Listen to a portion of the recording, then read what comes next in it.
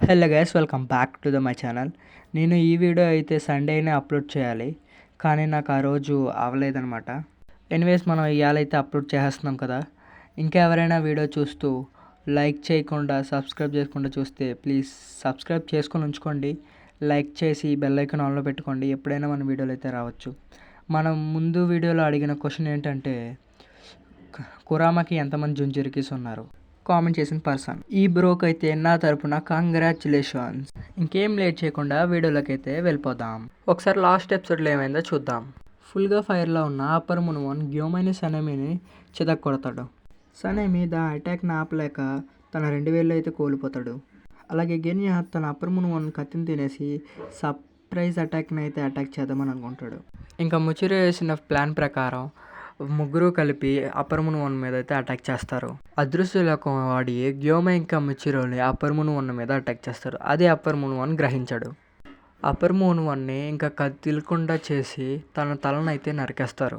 ఇంకా పరిస్థితిలో ముచిరో ఇంకా గ్యోమైకి చాలా ఘోరంగా అయితే గాయాలు అవుతాయి. అంతటితో అయిపోయింది. చాప్టర్ 176 సామురాయ్. చాప్టర్ స్టార్టింగ్లో అప్పర్ మునువన్ తనకి ఇలా అనుకుంటాడు. యూరిచి, ఆ రోజు మన పిల్లల జనరేషన్కి మనలాంటి గొప్ప వాళ్ళు రాకపోవచ్చు. వాళ్ళు మనకంటే చాలా వీక్. వాళ్ళు ఇంకా మనల్ని దాటలేరు. మన జనరేషనే గొప్ప అన్నప్పుడు నువ్వు నన్ను చూసి ఎందుకు అలా నవ్వావు యూరిచి? ఒకడేమో బాడీని 2 ముక్కలు చేసిన కత్తిని వదలట్లేదు. ఒకడేమో మనిషిలా ఉన్న బ్లడ్ డిమోన్ టెక్నిక్ వాడుతున్నాడు. ఇంకోడేమో ఎంత బ్లడ్ పోయినా చావట్లేదు. ఇంకా వీడిని చూస్తే డెమోన్స్కే దెబ్బేసేవాళ్ళ ఉన్నాడు. వీళ్ళెవరు సన్ బ్రీతింగ్ యూజర్స్ కాదు. అయినా కానీ వీళ్ళంతా వాళ్ళ వెపన్స్ రెడ్ కలర్లో మారుస్తున్నారు. ఇందులో నవ్వడానికి ఏముంది? మనల్ని ఓడిస్తే నీకు నవ్వు వస్తుందా? వీళ్ళ చేతిలో ఓడిపోయినందుకు కుళ్ళుకుంటాడు. తన ఓటును అంగీకరించలేక తన తలను ఎలాగైనా మళ్ళీ రీక్రియేట్ చేసుకోవాలని అనుకుంటాడు. వీటి చచ్చేదాకా అటాక్స్ ఆపొద్దని డిసైడ్ అవుతాడు. సేమ్ గ్యోమై కూడా గెన్యాల్ ఇంకా ముచిరోలు అయితే చనిపోయారు. వాళ్ళ త్యాగాలు వృధా అవ్వకూడదని అటాక్స్ని అయితే కంటిన్యూ చేస్తూ ఉంటారు. Breath of the wind first form, breath of the stone 5th form. అలా అటాక్ చేయగా అప్పర్ మునువన్ కొద్ది దూరం వెళ్ళి తన తలను మళ్ళీ తెచ్చుకుంటాడు. ఈసారి తన తల చాలా భయంకరంగా ఉంటుంది. ఇంకా అది చూసి గ్యోమై సనేమిలో ఇంకా షాక్ అయిపోతాడు. అప్పుడు గ్యోమై ఇంకా తలనే టార్గెట్ చేయమని చెప్తాడు.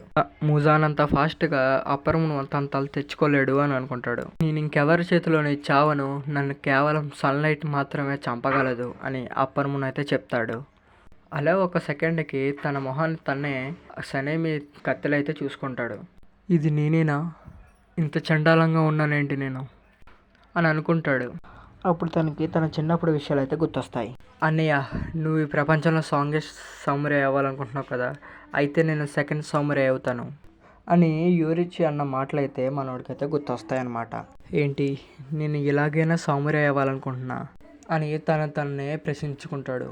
ఇంకా ముచిరో అటాక్ చేసిన ప్లేస్లో అయితే బాడీ అంతా బూడిద కింద అయితే అయిపోతూ ఉంటుంది. గ్యోమై సనేమిని అటాక్ చేసి అప్పర్ మునువన్ అయితే పీస్ అయితే చేసేస్తారు. అయినా అప్పర్ మునువన్ కోలుకోగలడు. కానీ మళ్ళీ యూరిచి ఏడిచిన సీన్ గుర్తొచ్చి తను హీల్ చేసుకోవడం ఆపేస్తాడు. అయినా నేను ఎన్ని సంవత్సరాలు ఎందుకు బతుకున్నా? ఇన్ని సంవత్సరాలు ఇన్ని ఘోరణాలకి ఒడికట్టానా? ఎంతమందిని చంపానా? యూరిచి, నేను కేవలం నీలా మాత్రమే అవ్వాలనుకున్నా అని అప్పర్ మునువన్ అంటాడు. అక్కడితో చాప్టర్ అయితే ఎండ్ అయిపోతుంది. Chapter 177 little brother. ఈ చాప్టర్లో మిచుకాట్సు అండ్ యూరిచి చిన్నప్పుడు కథ అయితే ఉంటుంది. అప్పర్ మునువన్కి ఇంత మంచి తమ్ముడు ఉండగా అప్పర్ మునువన్ ఎలా అవ్వాలనుకుంటున్నాడు, ఎలా అయ్యాడు, ఈ స్టోరీలో అయితే మనం తెలుసుకుంటాం. ఈ లోపల మీరు ఈ ఛానల్ని లైక్ చేసి సబ్స్క్రైబ్ చేసుకొని ఉంచుకోండి. యూరిచి మిచుకాట్సు పుట్టడం కవల పిల్లలుగా అయితే పుడతారు. అప్పుడు కవల పిల్లలు పుట్టడం అపశకనం అని అనుకుంటేవారు. పైగా యూరిచి పుట్టడమే మార్క్తో అయితే పుడతాడు. ఇంకా అది చూసిన యూరిచి వాళ్ళ ఫాదర్ యూరిచిని చంపేమని ఆర్డర్ ఇస్తాడు. అది విన్న వాళ్ళ అమ్మకి కోపం అయితే చాలానే వస్తుంది. ఎందుకో మనకు తెలిసిందే, ఏ తల్లైనా ఒకరిని మూఢనమ్మకం కోసం తన సొంత కొడుకునే చంపాలనుకుంటే ఎవరు ఊరుకోరు. సో వాళ్ళ ప్లాన్ అయితే చేంజ్ చేస్తారు. యూరిచికి ఒక 10 years వచ్చిన తర్వాత తన గుళ్ళో అయితే ఒక పంతుని చేద్దామని అనుకుంటారు. ఇంకా వాళ్ళు జీవించే విధానం మారిపోతుంది. మిచుకాట్సుకి మంచి చదువు, హై క్లాస్ రూమ్, మంచి ఫుడ్ అయితే ఉండేవి. యూరిచికి అవి ఉండేవి కాదు. తన రూమ్ కూడా చాలా చిన్నగా ఉండేది. వాళ్ళ అమ్మ ఎప్పుడు కనిపించినా తన ఎడ పక్కనైతే వెళ్ళి పట్టుకుండేవాడు. అది చూసిన మిచుకాట్సు ఎప్పుడు చిరాకు పడేవాడు. అసలు అవేంటి వీడు ఎప్పుడు చూసినా అలా చిన్న పిల్లవాళ్ళలాగా అమ్మను పట్టుకుంటూ ఉంటాడు అని అనేవాడు. అలా ఒకరోజు మిత్సుకాసు వాళ్ళ నాన్నకి తెలియకుండా యూరిచి దగ్గరికి వెళ్ళి తను తయారు చేసిన సొంతంగా ఒక ఫ్లూట్ని అయితే ఇస్తాడు. కానీ యూరిచి మొహంలో ఎటువంటి చిరునవ్వు అయితే ఉండేది కాదు. తనకి 7 సంవత్సరాలు వచ్చే వరకు తను మాట్లాడేవాడే కాదు. అందరూ తినని మోగవాడైతే అనుకునేవారు. మిత్సుకట్సు యూరిచి మాటలు రావేమో, వీడు మోగవాడేమో అనుకుంటాడు. ఒకరోజు మిత్సుకట్సు ప్రాక్టీస్ చేస్తూ ఉండగా యూరిచి వచ్చేసి సైలెంట్గా అయితే నిలబడతాడు. అన్నయ్య, నువ్వు ప్రపంచంలో సాంగెట్ సమురాయ్ అవుదాం అనుకుంటున్నావా? అయితే నేను కూడా సెకండ్ సమురాయ్ పవర్ఫుల్ అయితే అవుతా అంతే. ఇంకా ఆ మాట విన్న మిత్సుకాసు అయితే షాక్ అయిపోతాడు. మిత్సుకాసు తన చేతిలో ఉన్న కారణం అయితే వదిలేస్తాడు. యూరిచి ఇంకా నేను కూడా ఒక సమురాయ్ అవుదామని అనుకుంటాడు. ఏంటి వీడు 10 సంవత్సరాలు వచ్చిన తర్వాత వీడిని గుడిలో పంతులు చేస్తాడని మర్చిపోయాడా? ఎప్పుడు అమ్మ దగ్గరే ఉండేవాడు, సమురాయ్ ఎలా అవుతాడని అనుకుంటాడు. అలా ట్రైనింగ్ తీసుకునేటప్పుడు ట్రైనర్ని ఇలా అడుగుతాడు, నేను కూడా ఒకసారి ప్రాక్టీస్ చేస్తా, నేను కూడా ఒకసారి కత్తి ట్రై చేస్తాను అంటాడు. ట్రైనర్ తనకి బేసిక్ ఫామే ఉపయోగిస్తాడు. కానీ ఆ బేసిక్ ఫామ్తోనే యూరిచి తన ట్రైనర్ని నేలమట్టం చేస్తాడు. ఇన్ని సంవత్సరాలు ప్రాక్టీస్ చేసిన మిత్సుకాసు కనీసం ఆ ట్రైనర్ టచ్ కూడా చేయలేకపోతాడు. అలాంటిది యూరిచి ఒక్క ఫామ్తోనే, అది ఒక్క మూతోనే 4 సార్లు అయితే మన ట్రైనర్ అయితే కొడతాడు. ఇంకా సీన్ తర్వాత సమురాయ్ అవుదామనే ఇంట్రెస్ట్ అయితే యూరిచికి పోతుంది. ఎందుకంటే తన కొట్టడం, ఇంకొకరు హాని పెట్టడం మనోడికైతే నచ్చలేదు. మిత్సుకాసు యూరిచిని నువ్వు ఎలా అటాక్ చేసావు అని అడుగుతాడు. యూరిచి ఇలా అంటాడు, తన మజిల్స్ అన్న తన రక్తం ఎట్టిపోతుంది, తన హార్ట్ కూడా నాకు అన్ని కనబడ్డాయి అన్నయ్య అని అంటాడు. కానీ మిత్సుకాసుకి అయితే అవి అర్థం కాలేదు. మనకు తెలుస్తుంది యూరిచికి పుట్టుకతోనే అదృశ్య లోకం కనబడుతుందని. ఇన్నాళ్ళు అమ్మ కూచి అని యూరిచిని తక్కువ చేసి చూస్తే తనకంట పవర్ఫుల్ అయిన యూరిచిని చూసి కుళ్ళిపోతాడు. కానీ యూరిచికి తన అన్నితో ఆడుకోవడం అంటేనే ఇష్టం. జరిగింది ఇంకెవరికి తెలియకుండా ఉంటుందా? ట్రైనర్ వెళ్ళి వాళ్ళ ఫాదర్కి అయితే మొత్తం అయితే చెప్తాడు. అంతే, యూరిచి ప్లేస్లో మిత్సుకాసు ప్లేస్లో యూరిచి. వాళ్ళ నాన్న ఇచ్చే ట్రీట్మెంట్ అయితే మొత్తం మారిపోతుంది. ఇంకా మిత్సుకాసు కళ నెంబర్ 1 సమురాయ్ కలగానే మిగిలిపోతుంది. ఆ రోజు నుంచి యూరిచి మీద ఉన్న కాస్త ప్రేమ కూడా అది కుళ్ళుగా మారి కుళ్ళిపోతూ ఉంటాడు. కొన్ని రోజుల తర్వాత యూరిచి మిత్సుకాసు దగ్గరికి వచ్చి ఒక రాత్రి ఇలా అంటాడు, అన్నయ్య, అమ్మ చనిపోయింది. ఏంటి? ఏమంటున్నావు? అవును, అదంతా నువ్వు మన ట్రైనర్ ఇటోనే అడుగు. నేనైతే ఇక్కడి నుంచి వెళ్ళిపోతున్నా. నేను నీకు గుడ్ బై చెప్దామని వచ్చా.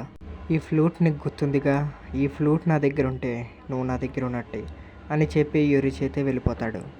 మిత్సుకాసుకి అక్కడ ఏమీ అర్థం కాదు. వీడెందుకు అన్ని వదిలేసి ఇంత హ్యాపీగా ఉన్నాడు? అసలు మిత్సుకాసు అక్కడ ఆ సమయంలో ఏం మాట్లాడలేకపోతాడు. ఆ సమయంలోనే మన ఓడు వెళ్ళి తన అమ్మ డైరీని అయితే చదువుతాడు. అప్పుడు మనోడికి ఒక షాకింగ్ విషయం అయితే తెలుస్తుంది. అప్పుడు యూరిచి తన సమురాయ్ చేయాలనుకున్నప్పుడే ఇంట్లోంచి వెళ్ళిపోదాం అనుకుంటాడు. కానీ వాళ్ళ అమ్మకి బాగోడైపోవడం వల్ల తను బతికున్నంతకాలం తన పక్కనే ఉందామనుకుంటాడు. యూరిచి ఎప్పుడు తన ఎడం పక్కన, వాళ్ళ అమ్మ ఎడం పక్కన అయితే పట్టుకొని ఉంటాడు. ఎందుకంటే తనకి అక్కడ సమస్య ఉంది కాబట్టి. అది చూసిన మిత్సుకాసుకి బాధ, కోపం ఇంకా 2 తన్నుకొని వస్తాయి. చాప్టర్ 178. యూరిచిని తన నాన్న మనిషిని పెట్టేదిగా వెతికిస్తూ ఉంటాడు. కానీ యూరిచి ఎవరికి దొరకడు. అందరినీ వదిలైతే వెళ్ళిపోతాడు. మిత్సుకాసు మనసులో అనుకున్నదే అయ్యింది. యూరిచి చనిపోతే బాగుండు, ఇంకా నన్ను సమురాయ్ అవ్వడం ఎవరు ఆపలేరని. తనకు తగ్గట్టుగానే యూరిచి వదిలైతే వెళ్ళిపోతాడు. అలా పెద్దవాడయ్యి మిత్సుకాసు పెళ్లి చేసుకుని ఒక ఫ్యామిలీ మ్యాన్ అయితే అవుతాడు. యూరిచి లేకుండా ప్రశాంతంగా జీవితాన్ని అయితే గడుపుతాడు. యూరిచి ఉంటే మిత్సుకాసుని ఎవరు పట్టించుకునేవాళ్ళు కాదు. అలాగే తన్ని గుళ్ళో పంతులు చేసేవారు. కానీ తన ఒకరోజు తన ఊహించిన సంఘటన అయితే ఒకటి జరిగింది. మిత్సుకాసు ఇంకా వాళ్ళ టీం డెమోన్స్ని అంతం చేస్తూ ఉండగా వాళ్ళ టీంలో ఉన్న అందరినీ చంపేస్తుంది. అలాగే మిత్సుకాసుని కూడా చంపాలని చూస్తుంది. అప్పుడు వెంటనే యూరిచి వచ్చి కాపాడతాడు. నన్ను క్షమించన్నయ్య, రావడానికి ఆలస్యమైంది. ఇంకా ఆ మూమెంట్లో యూరిచి స్కిల్స్ చూసి మిత్సుకాసు షాక్ అయితే అయిపోతాడు. ఎలాగైనా యూరిచి అంత పెద్దవాడిని అవ్వాలని పిల్లల్ని వదిలేసి యూరిచితో ట్రైనింగ్కి అయితే వెళ్ళిపోతాడు. యూరిచి ఒక్కొక్క బాడీ ప్రకారం ఒక్కొక్క బ్రీతింగ్ స్టైల్ని అయితే నేర్పిస్తాడు. అవన్నీ సన్ బ్రీతింగ్లో భాగాలే. ఎందుకంటే సన్ బ్రీతింగ్ని ఎవరు యూజ్ చేయలేకపోతారు. అందరికీ మార్క్స్ వస్తాయి. అలాగే మిత్సుకాసుకి కూడా మార్క్స్ అయితే వస్తాయి. కానీ తను సన్ బ్రీతింగ్ని అయితే యూజ్ చేయలేకపోతాడు. అందుకే తన దగ్గరలో ఉన్న ఒక మూన్ బ్రీతింగ్ని అయితే యూజ్ చేస్తాడు. అలా డెమో స్లేయర్ పవర్స్ అయితే పెరుగుతాయి.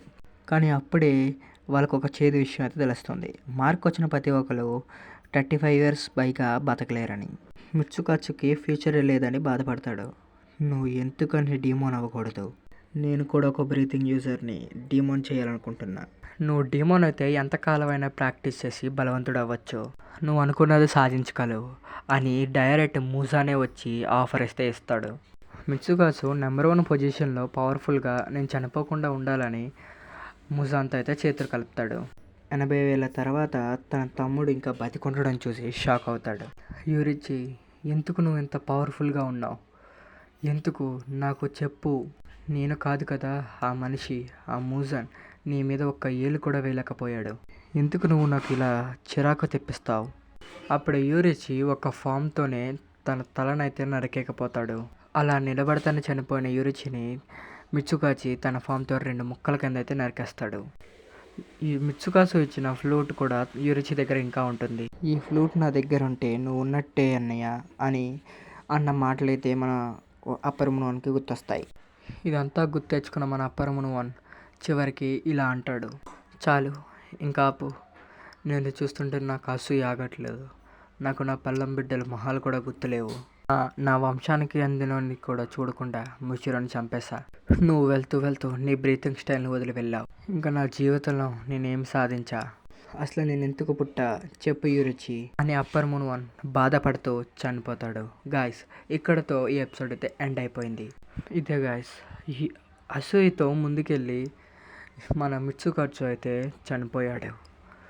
తనకి 6 కళ్ళు ఉన్నా సరే యూరిచి ప్రేమనైతే తెలుసుకోలేకపోయాడు.